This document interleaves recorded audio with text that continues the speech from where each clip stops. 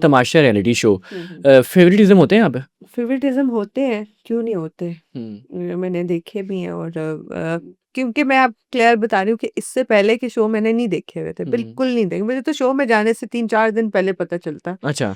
तो बस bag pack किया और इतना बड़ा एग्रीमेंट उन्होंने रखवाया कि किसी को पता नहीं चलना चाहिए, हम लोग वो नहीं कर। मैंने कहा ऐसे तलाकनामा है, मैंने कहा किसी को नहीं बताना, घर वालों को, मैं मामा अल्लाह वास्ता है किसी को ना बताना। ये वो कहती है हाँ नजरा लग दिया। मैंने कहा नजरा नहीं लग दिया, उन्होंने कहा है कि किसी को नहीं बताना। तो क्या? मैंने कहा नजरा नहीं, उन्होंने मना किया कि किसी को नहीं बताना कि आप शो में आ रही हैं। चुप करके मैं 10 दिन के कपड़े चुप करके ले गई। मैंने कहा चलो जी वापस 10 दिन बाद वापस ही आना है, आगे कहीं और निकलना है। मीनवाइल एक और जगह जाना था। मैंने कहा फिर वो वीजा भी एक्सपायर हो गया।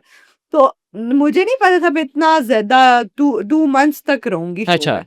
तो मैं तो 10 दिन के बैग पैक करके लाई, वो इतना लंबा चली गई। बाद में मैं रो पिटू, मैं कहा हाय वो भी कपड़े ले आती, हाय वो भी लैन दी, वो भी था मेरे पास, वो भी ले लेती, वो भी पहनती, ये भी पहनती, वो भी पहनती। घर वाले को जो मिला बिस्तरों से निकाल के, जो अंदर से मिला बनाने वो बेचती रही। और मैं जब अंदर बैग खोलती थी मेरी माँ कच्छे बनैन और वो चीजें निकलती थी, मैं कहती थी अभी ऊपर से आवाज आएगी ये अलाउ नहीं है। वहां पे तो बिल्कुल ऐसी स्ट्रिक्टनेस थी ना कि बच्चे देख आप रहे होते ये हैं। नहीं पहन सकते। अब मैं भी शोज में जाती हूँ, पूरे पूरे बाजू पहनती हूँ पहले हम्म। तो तो मुझे ये होता था कि ये भी नहीं पहन सकते। मैंने कहा मैं पहनूं क्या।